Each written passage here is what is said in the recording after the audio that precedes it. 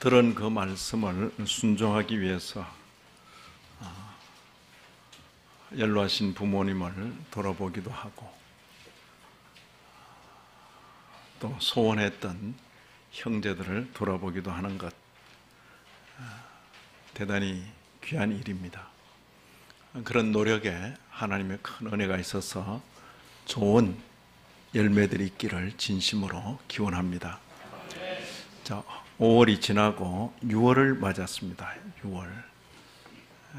우리가 설교 본문은 그냥 사도행전으로 그냥 진행해 갈 것입니다. 그런데 6월 한 달 동안 우리가 기도하고 또 생각할 것은 국가 그리고 민족.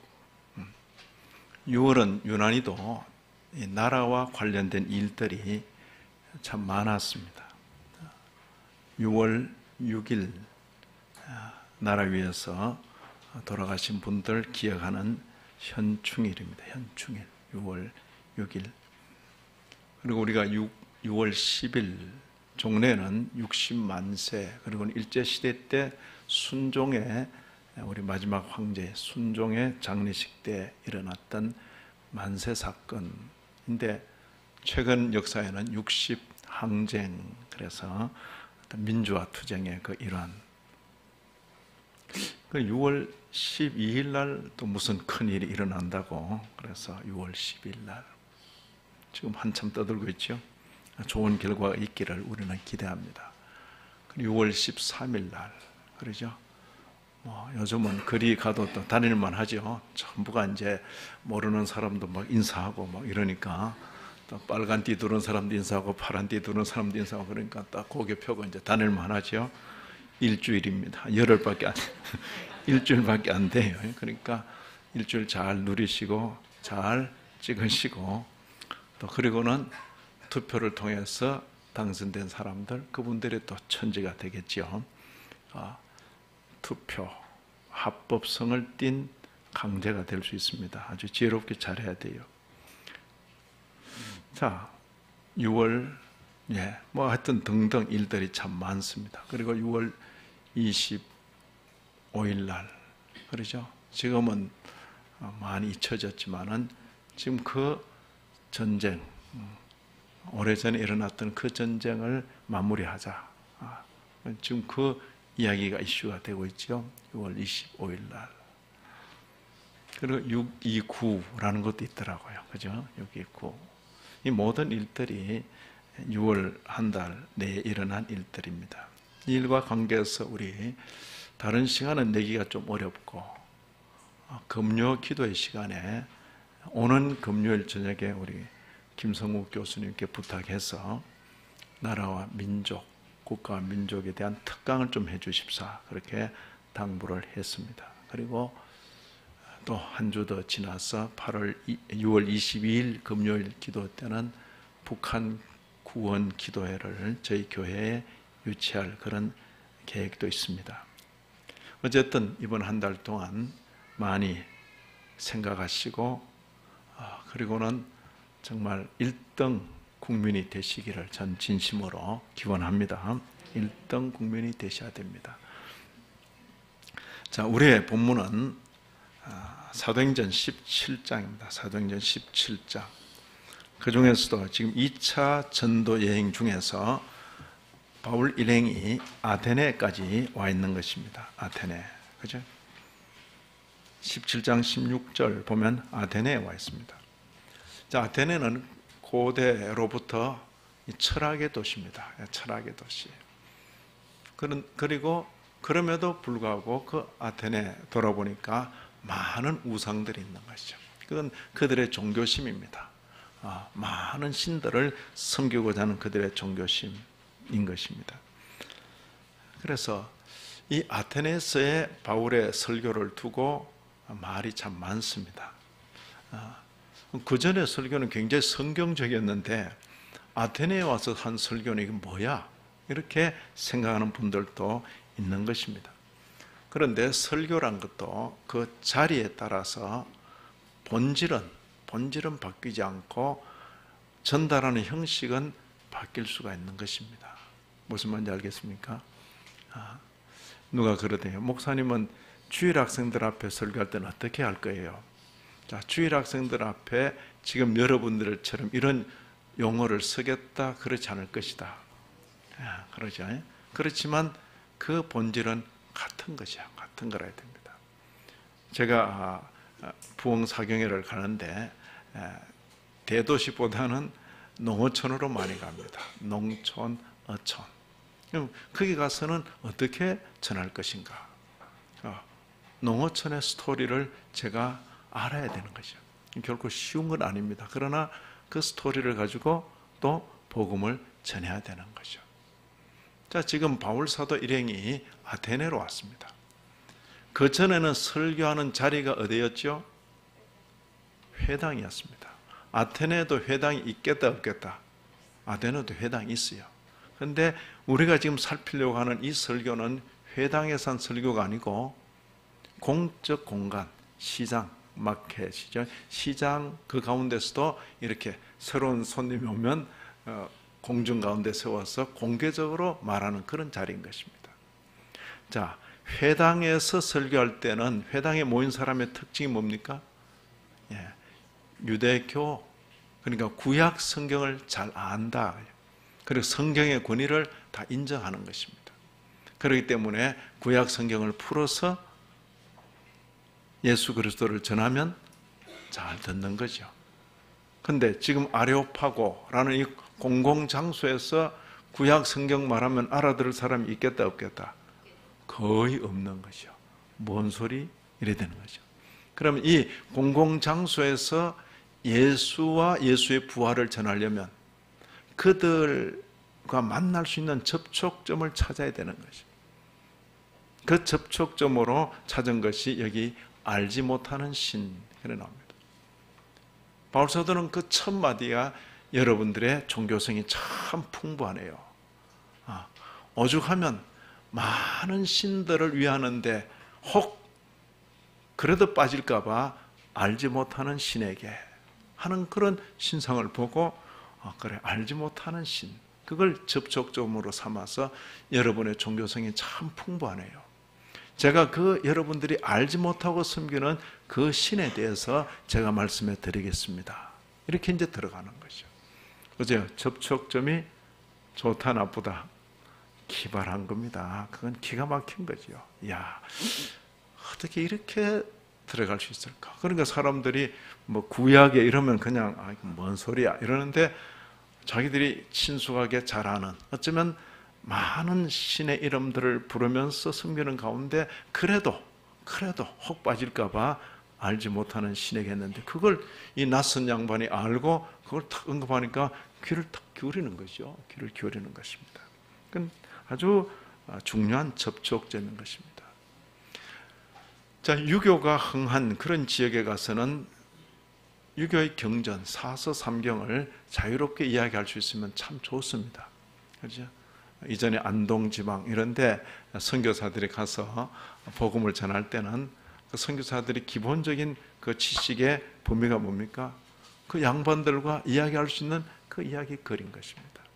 불교가 흥한 지역에서 그 복음을 전하려 할 때는 불경을 기본적으로 이렇게 알고 그리고 그들과 접촉점을 잡고 이야기를 시작하는 것입니다. 그렇죠? 이슬람권 선교사들의 기본적인 텍스트가 뭐죠? 성경 외에 가장 기본적으로 많이 살펴야 될 텍스트가 꾸란이라고. 꾸란. 꾸란을 모르면 이슬람권에서 선교할 수가 없는 것입니다. 대충 이해가 되죠? 되는 것입니다. 그래서 이 접촉점은 대단히 중요합니다. 회당에서는 성경, 구약 성경이 그들과 만나는 접촉점이었는데 이 아테네에서는 그들의 풍부한 종교성, 그것이 그들의 마음을 건드릴 수 있는 접촉점이었죠. 자, 뭐 접촉점이라면 좀 어려운데 산수 혹은 수학, 아이들에게 수학을 가르칠 때 요즘 최근에 나온 게 뭐죠? 수학도 막 서울대 수학과 이런 사람 수학 잘 못 가르쳐요. 그럼 가르치는 법 뭐 알지? 뭐 알았지? 뭐 답 알지? 전부 그거예요. 근데 진짜 이제 중고등학교 때 정말 공부 못해서 헤맸던 사람이 하루 늦게 마음 잡고 수학을 통독했다. 그 사람은 잘 가르칠 수 있어요. 자기가 공부하려고 결심했는데 뭐 해놓은 게 없잖아요. 그러니까 고등학교 2학년 때인데 대놓고 중학교 1학년 수학책 보고 있으면 얼마나 부끄러워. 그러니까 숨어서는 계속 중학교 1학년, 2학년, 3학년 수학책을 보면서 고등학교 2학년 시절을 보내는 거죠. 자, 왜냐하면 지난날 못했기 때문에. 그리고는 그 다음 고등학교 1학년, 2학년 그런 쫙 관통해서 3학년까지 가잖아요. 그러면 수학을 잘 아는 사람이 되죠. 자, 과외를 하는데 아이들을 가르치는데 알았지 알지 이러면 안 되는 거죠. 가서 보면 그 형편을 보고 그 수준에 맞게 가르친다. 그걸 가르쳐 뭐라 그러더라? 눈높이 수학이라. 그런 거죠.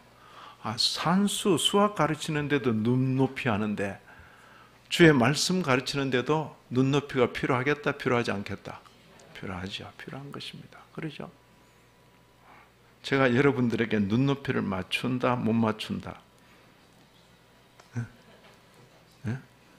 여러분, 좀 뭔 소리 하나 그랬습니까? 잘 따라왔습니까? 그죠? 예.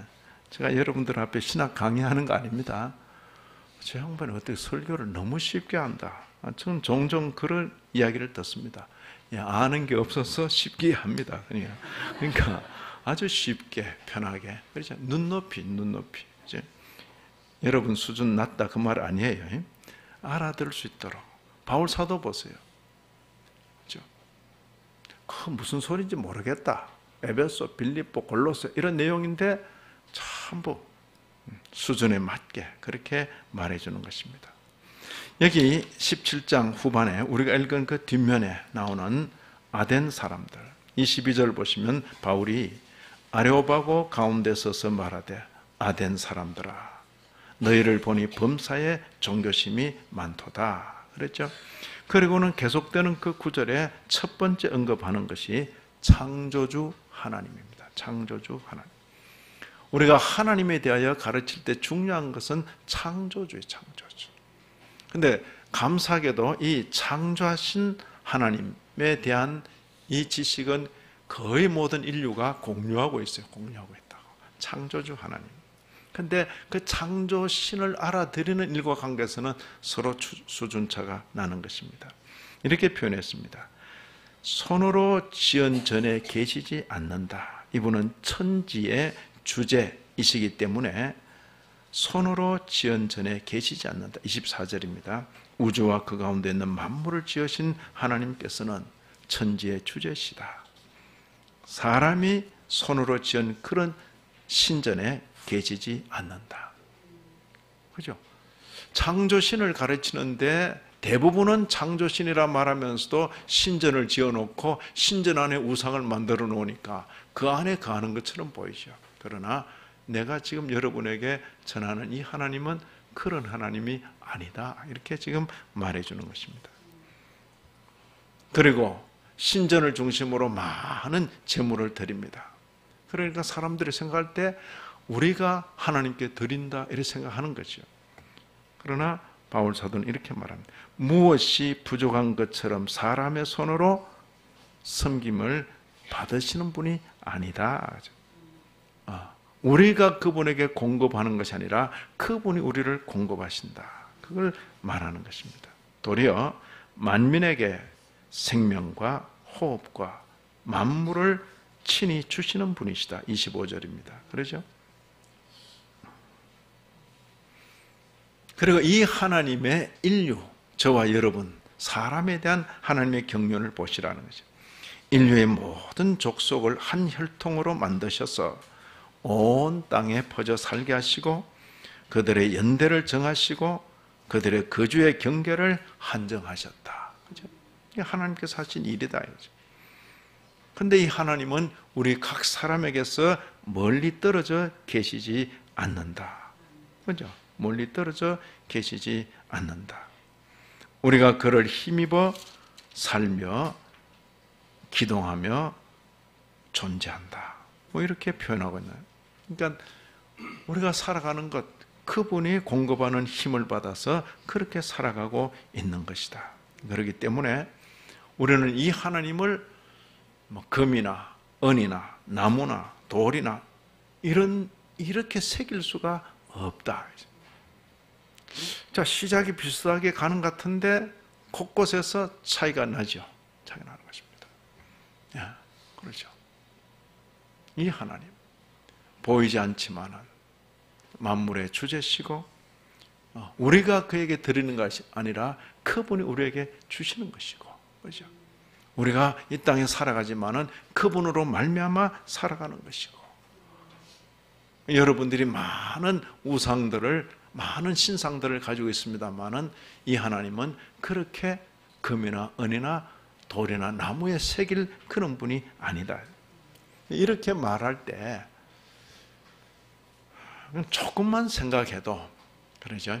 굳이 성경을 몰라도 일반 은총 차원에서만 봐도 우상 숭배라는 것은 정상적인 것이다, 비정상적인 것이다. 그거죠. 그죠. 적어도 사람이 어떻게 자기가 막 만들어가지고 앞에 만들어 놓고 그 앞에다 절을 하느냐. 그건 아무리 생각해도 이상하다. 그건 아니라는 것이죠. 자, 이렇게 말하는 순간 길지 않은 한 번의 설교로 이 아덴의 도시 전체를 바치고 있는 종교 자체를 기반을 무너뜨려 버리는 것이죠. 그죠? 도체 신전이 있고, 신들을 따로따로 모아놨다가 또 한꺼번에 모아놓은 만신전도 있어요. 만신전, 판테온이라고. 예, 이제 모든 신이 다 한 자리에 모여 있어요. 예? 대단하죠? 근데 소용이 없잖아요. 한 번의 설교로 딱 끝내버려요. 그러니까 적어도 사람이라면 자기가 금으로 만들고 은으로 만들고 나무나 돌로 만들어가지고 그걸 세워놓고 그 앞에 절을 한다. 그건 아니다. 아니다. 그래서 적어도 이렇게 좀 깨우친 지성인이라면 사람이 손으로 만든 것, 그 앞에 머리를 숙일 수가 없는 것입니다. 여기 그렇게 새길 것이 아니다 라고 단호하게 말하는 것입니다. 29절이죠.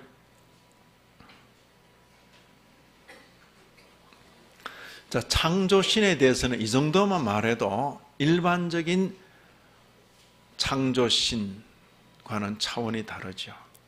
그런데 기독교의 특징이 뭐냐? 성경 종교의 특징이 뭐냐? 창조신에 멈추는 것이 아니라 구원하신 분, 구속주 하나님을 가르치는 것입니다. 구속주 하나님. 여기 아테네스의 바울의 설교에서는 구속주 하나님이 어떻게 나타납니까?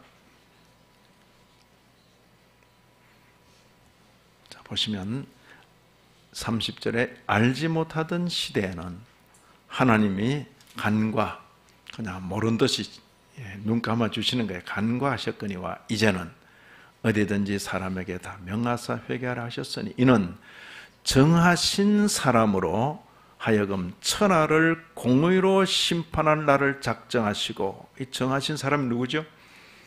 나사렛 예수 그리스도. 아직 예수 그리스도 이 말을 안 했어요. 이 말을 아직 안 아끼고 있는 겁니다. 정하신 사람으로. 그죠? 창조신을 말하고, 그리고는 이제 구속주를 언급하는데 이런 분이 계시다. 이런 분이 계시다. 이 하나님께서 한 분을 정해서 이 사람으로 하여금 천하를 공의로 심판할 날을 작정했다. 그런데 하나님께서 이분을, 그를, 정하신 그 사람을 죽은 자 가운데서 다시 살리신 것으로, 이게 뭐죠? 부활이죠, 부활. 그죠? 예수님 이름을 언급하지도 않으면서 어디까지 나갔습니까, 지금? 부활까지, 부활.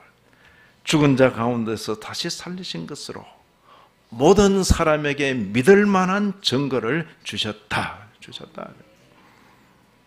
그렇죠? 창조주 하나님, 구속주 하나님을 언급하고, 그리고는 이런 하나님을 대해서 여기 우리가 읽은 대로 지나간 시대, 하나님께서 하나님의 그 경륜의 시대가 있죠. 각자가 그 창조신을 아는 수준에서 그냥 지내도록 하셨어요. 그러나 이제 하나님의 정한 때가 되었고 예수 복음이 이제 온 세계를 향해 퍼져나갈 때 이제는 이전 시대에 멈추지 말고 이 복음을 듣고 그리고는 이 예수를 구주로 믿고 영접하는 것이 중요하다. 그걸 지금 말하는 것입니다. 알지 못하던 시대는 30절이죠. 하나님이 간과하셨다.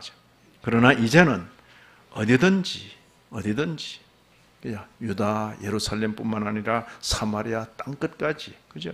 이제는 어디든지 사람에게 다 명하사 회개하라 하셨다. 회개하라 하셨다. 그죠?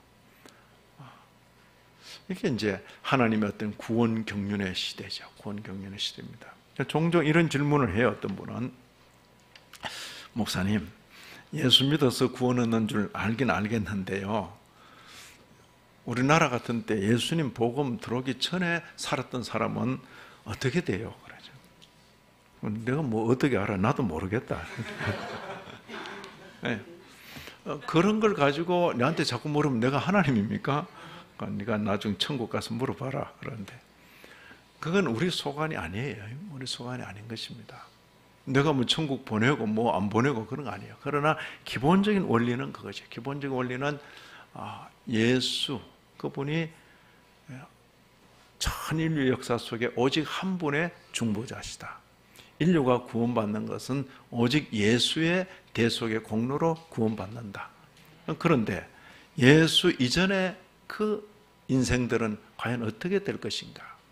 과연 그들에게도 복음 전도의 기회가 있었을까 없었을까? 이런 부분이 이제 이렇게 아직 남아있는 그런 과제죠.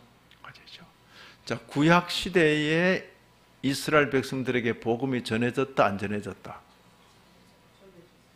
그죠? 우리가 히브리서를 읽으면서 그때도 복음 전해졌네. 그렇게 읽는 거죠. 그들이 복음을 받고도 믿음을 응하지 않았기 때문에 복음이 전해졌지만은 그들에게는 구원 효과가 없었다. 일부 사람들이죠. 어떤 사람은 믿음으로 응해서 구원에 이르게 되었다. 그렇죠?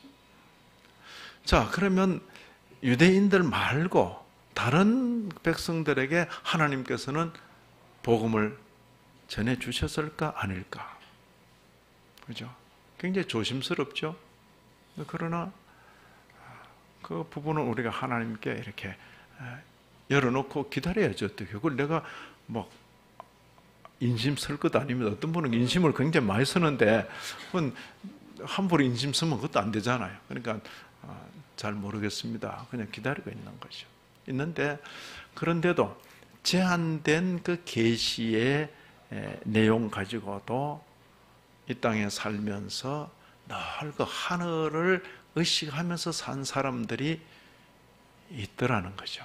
제가 이제 보는 그런 사람들이 있더라. 그래서 제가 이 사람이 성경을 읽었나 할 정도로 그렇게 느껴지는 사람들이 있는 거죠. 우리의 그 역사 속에서는 전 이제 이순신 같은 분이 좀 특이하게 이분은 어떻게 이런 자세를 가질 수 있을까? 그죠? 늘 하늘을 생각, 하늘의 뜻. 그죠? 사심에 기울어지지 않고 하늘의 뜻. 그게 뭘까? 그리고 후대에 이르면 다산 정약용 같은 분. 그분은 아마 그 시대에 천주교를 통해서 어떤 경전을 접할 수는 있었을 텐데, 근데 생각하는 바가 차원이 다른 거죠. 그죠?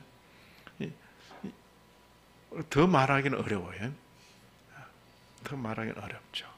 그리고 이전 시대에도 보면 하늘 앞에서 살아간 분들, 우리 있는 거죠. 늘 하늘을 의식하면서 혹은 왕으로서 혹은 재관으로서.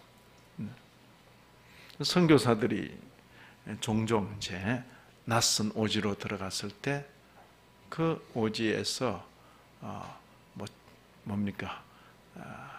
사제, 제사장 노릇하던 그런 분들이 아주 적대감을 가지고 선교사를 대적하는 사람도 있지만 되게 악령에 들린 사람도 있죠.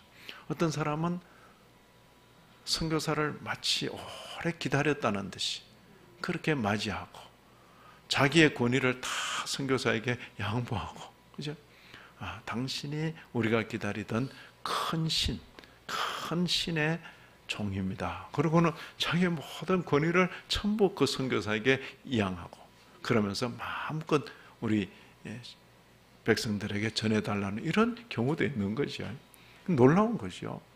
그래서 이 하나님 이 복음, 또 하나님에 관한 이 소식이 전해지기 전까지 정말 여기 표현 보면 혹 더듬어서 하나님을 찾게 한다 그랬어요. 창조 하나님을, 창조주 하나님 정도만 알아도 그 하나님을 어떻게 더듬어서 찾게 하신다, 이런 표현을 합니다. 여기 보시면 27절, 그죠? 하나님이 인생들에게 베푸시고 거주도 정하시고 생명도 호흡도 만물도 주시는데 왜 이렇게 하시는가? 27절, 이는 사람으로 하여금 혹 하나님을 더듬어 찾아서 발견하게 하려 하십니다. 그러죠. 그죠? 우리는 이런 시대에 비해서는 하나님을 알려주시는 계시가 훨씬 풍성한 시대를 살고 있는 거죠. 그래서 우리는 하나님 몰랐습니다 이렇게 말할 수가 없게 돼 있어요. 그러나 이런 시대는 어때요? 더듬어 찾는다 그래, 더듬어. 그죠? 눈 감은 사람이 캄캄한 속에서 더듬어서 찾듯이 그렇게 찾아가는데도, 그죠? 저는 이런 부류 중에 충무공이나 다산이나 이런 분들이 혹 속하지 않을까 조심스럽게 그렇게 생각해 보는 것이죠. 자, 저와 여러분은 더듬어 찾는 그런 시대가 아니라 어디죠? 경륜의 시대가 이제는 예수 복음이 만방에 전해지면서 누구든지 이 복음을 듣고 회개하고 돌이켜 예수를 믿도록, 그러죠. 경륜의 시대를 잘 알고 복음을 듣고 회개에 힘쓰는 것 대단히 중요한 것입니다. 지금 이 아테네 와서 바울 사도가 그렇게 전하는 거죠. 참 처음에는 알지 못하는 신에게 이렇게 이제 말하니까 이렇게 들으려 있다가 확 이제 막 다가서잖아요. 바울이, 그죠? 창조 신을 말하고, 그러면 구속주를 말하고, 그리고 부활을 말하고, 회개하고 돌이키라. 그죠? 깜짝 놀라는 것이죠. 권세가 있는 거죠. 권세가 있는 것입니다. 모든 사람에게 믿을 만한 증거를 주셨다. 그죠? 주셨다. 아테네에서는 처음 들어본 거죠. 그죠? 지금까지 많은 손님들이 지나가고 많은 연사들이 지나가는데 뭐 부활 처음 들어보잖아요. 심판. 충격을 받았죠. 받고 다음에 또 이야기하자. 여기 32절 보시면 그들이 죽은 자의 부활을 듣고 어떤 사람은 초롱다고, 야, 말 되는 소리를 해라. 이제 말 되는 소리를 해라. 죽으면 끝이지 뭘 죽은 자가 살아난다.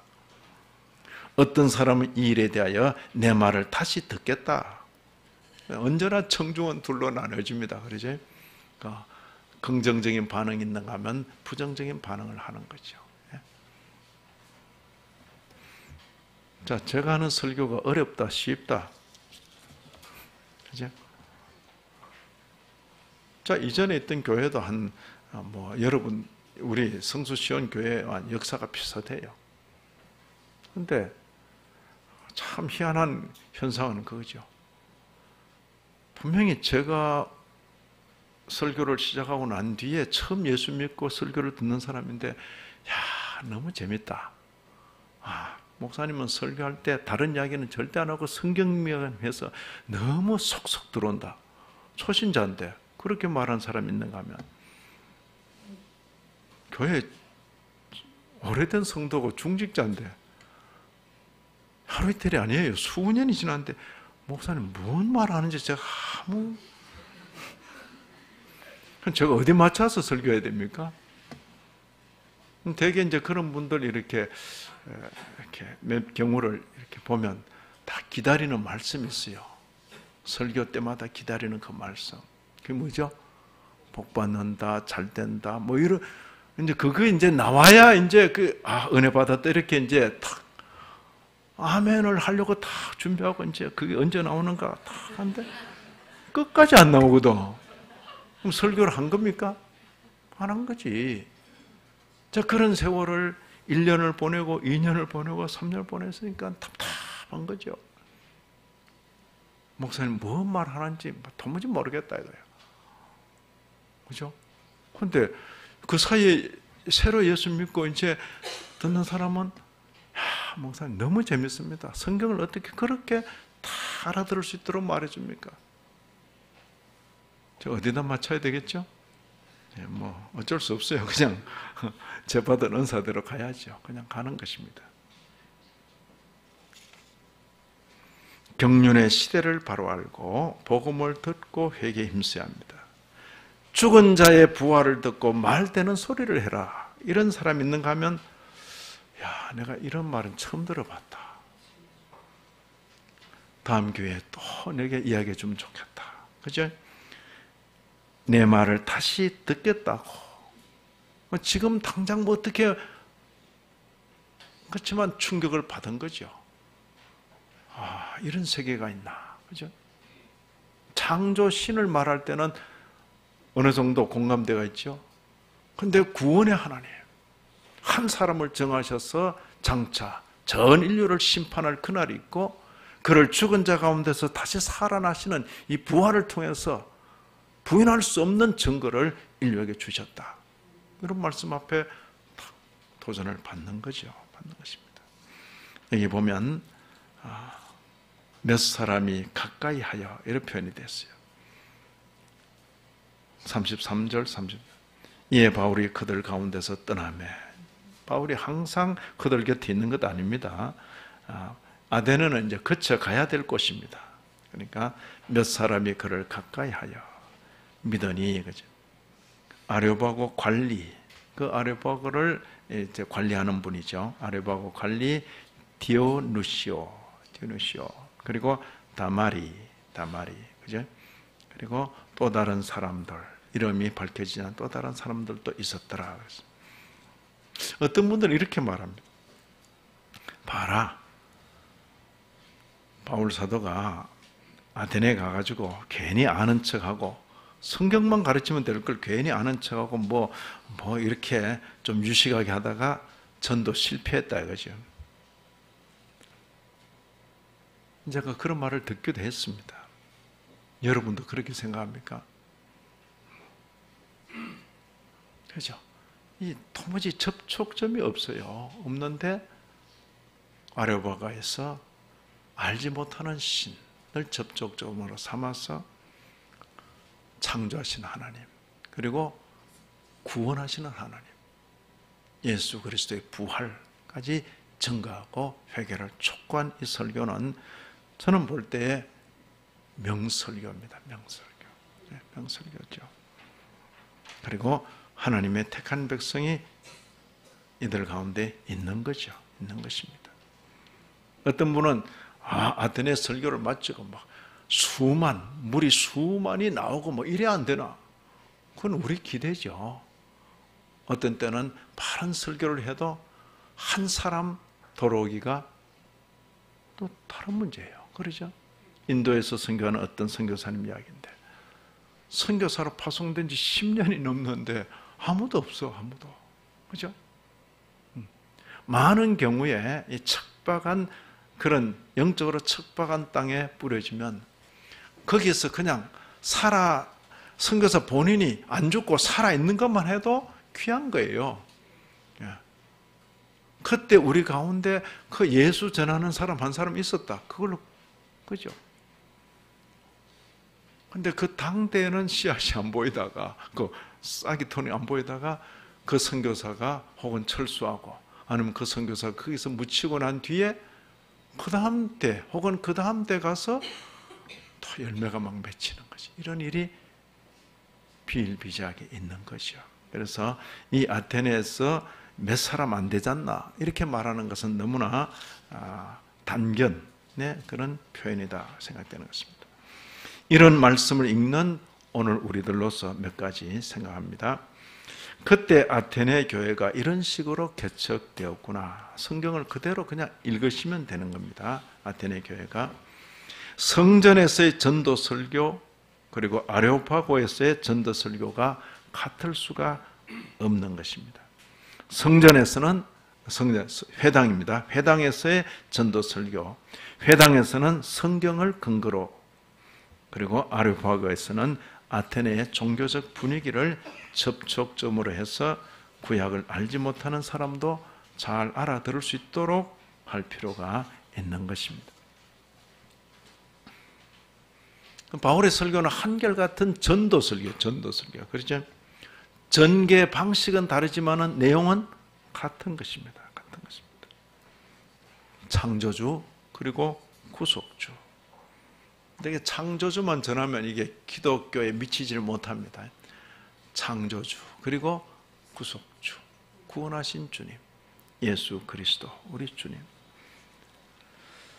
우리는 이런 내용을 보면서 바른 복음, 바르게 들려오는 그 복음, 살아계신 하나님, 주 예수 그리스도, 바른 복음에 대해서는 우리가 반응하는 것이 중요합니다.